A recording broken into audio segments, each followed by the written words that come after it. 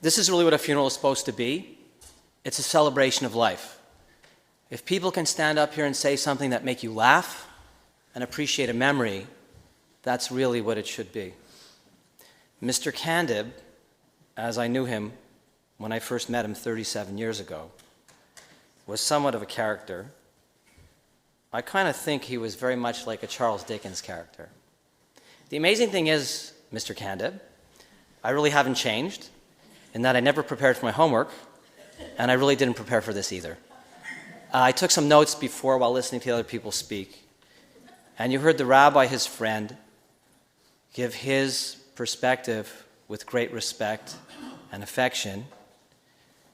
You heard his wife, from her heart, with great love, say how she felt about her husband.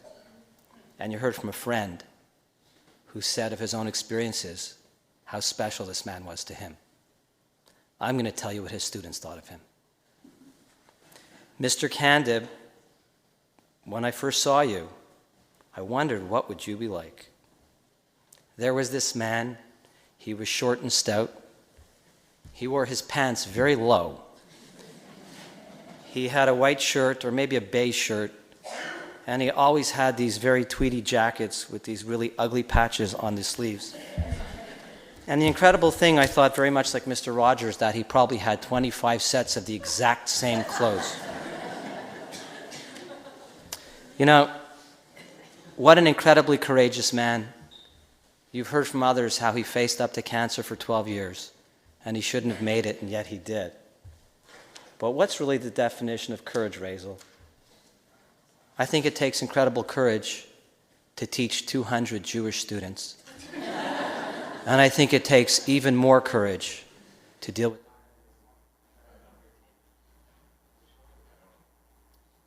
Every single parent said, how could my son get a 52 because he's a genius?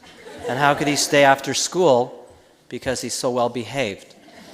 While probably setting fire to their parents' car in front of their house. Anyway, I was friendly with his son Stephen in school, and you know, it must be very interesting to have your father be the principal of your own school, that in itself, especially because you were something else in school yourself too. I always called him Mr. Candib. I never called him Arthur when I was a student. But when we were behind his back, we called him Ace. And when he would see me in the hallways, he would often say, Mr. Paperman, and I would wonder what I was doing wrong, and maybe he'd pull me aside and tell me a story, as everybody has described his stories that seem to go on and on and on. I might even be late for a class because he wanted to tell me a short anecdote about something that would take 25 minutes. He loved his students. He loved his teachers, but he loved what he did.